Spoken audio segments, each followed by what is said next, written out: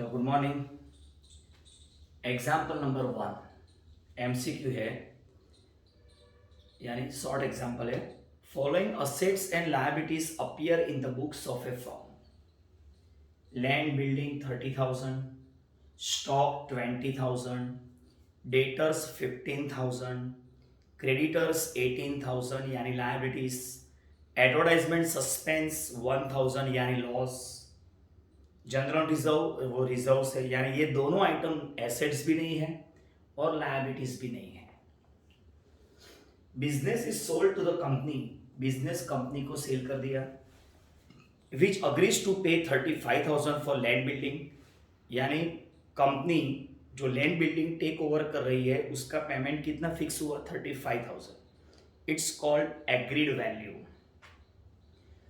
18,000 for stock and 1,000 doubtful debts यानी BDR, यानी जो डेटर्स है उसमें से बीडीआर लेस करना है।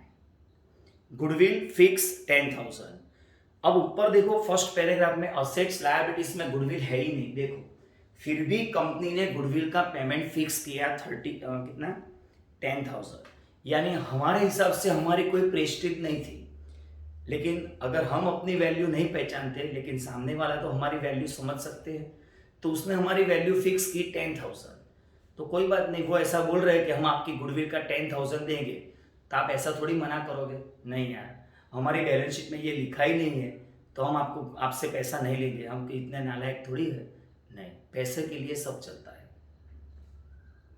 द परचेज प्राइस यानी PC was to be discharged by 3,000 equity shares of 10 each, यानी पेमेंट में हमने कंपनी को सेल किया बिजनेस अपना, तो पेमेंट में कंपनी से जो लेना है वो परचेज प्राइस, परचेज कंसिडरेशन, वो पेमेंट में क्या दे रही है कंपनी 3,000 इक्विटी ऑफ 10 ईच यानी 30,000 रुपीज के equity shares and balance in cash, और बाकी का पेमेंट कैश में, लेकिन कितना वो मिसिंग है, यानी नेट असेट्स मेथड। आपने थियरी अगर ध्यान से देखी होगी वीडियो और नोट डाउन किया होगा तो लिखा है details of payment are missing net payment method, अरे सॉरी नेट असेट्स मेथड। तो सिर्फ पीसी का वर्किंग करना है, कैलकुलेट द पीसी। चलो PC net asset method,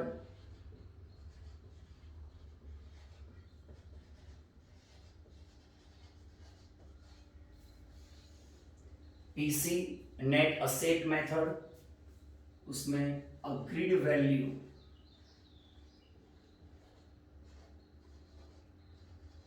of assets taken over by company, company जो जो एसेट्स टेक ओवर कर रही है उसकी agreed value. In first paragraph they have given book value because it's value in balance sheet, so it's a book value. And second paragraph company agreed to pay 35,000 for land building, land and building 35,000, stock 18,000, stock 18,000, BDR यानी debtors जो थे ऊपर 15,000, उसमें से less BDR 1,000 means agreed value of debtors 14,000 and goodwill which was not appeared in the balance sheet but still company has valued 10,000, so agreed value of goodwill 10,000। Balance sheet में नहीं है यानी बुक वैल्यू 0 है लेकिन company has taken for 10,000, so agreed value is given and we have to write here agreed value, so goodwill 10,000। assets complete।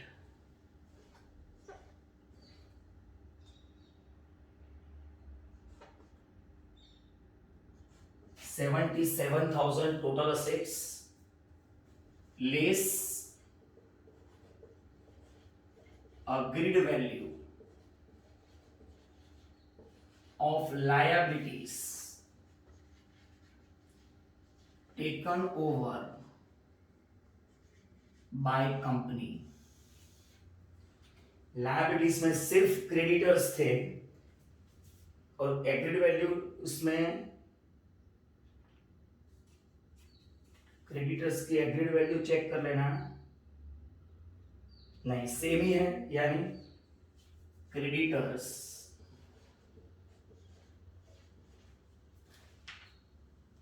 $18,000 minus करना है, यानी 59,000 PC purchase consideration और net assets, what ever you can call, purchase consideration और net assets.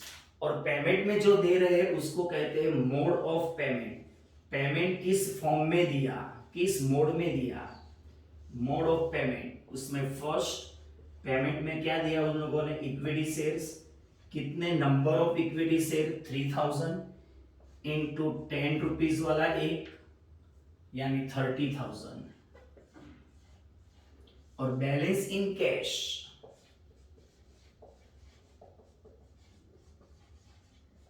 यानी इसमें से ये minus कर दो, 29,000 इन कैश। एमसीक्यू में ये क्वेश्चन आ सकता है कि भाई how much amount paid in cash, 30,000, 25,000, 29,000, none of above.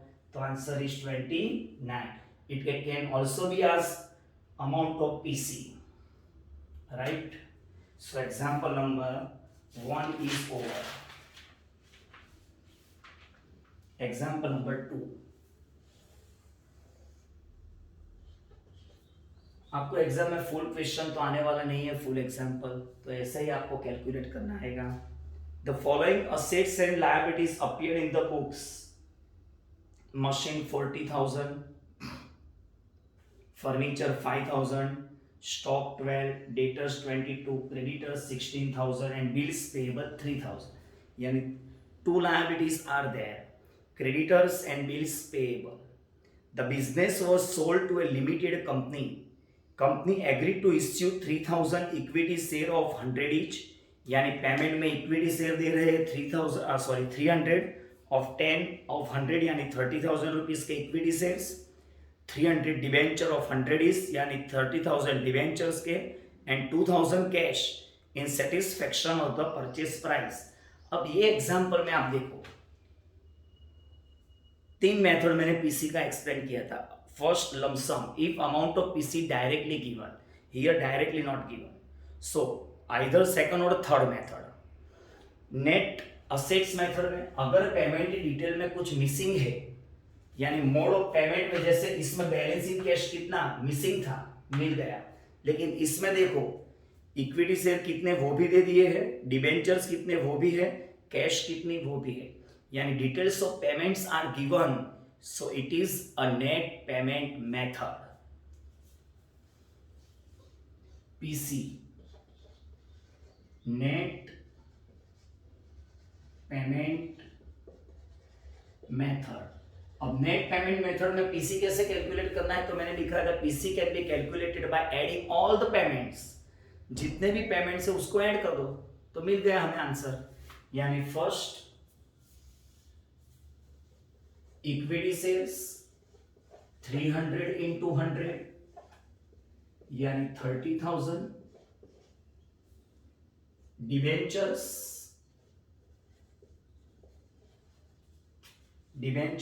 300 into 100 30,000, and third one is cash 2,000, यानी 62,000 PC. This is the answer, PC 62,000। उन लोगों का सॉल्यूशन रॉन्ग है। अब इसमें दूसरा ऑप्शन है, नॉट लिख कर दिया है, if shares had been issued at a price of 120 per share, यानी फेस वैल्यू इक्विटी शेयर की कितनी थी, 100 थी, फेस वैल्यू यानी ओरिजिनल वैल्यू, और अब इश्यू कर रहे पब्लिक कंपनी को दे रहे 120 में, यानी 20 रुपीज प्रीमियम से इश्यू किया है। तो और if equity shares issued at 20 rupees premium, यानी 100 रुपीज फेस वैल्यू और 20 रुपीज प्रीमियम।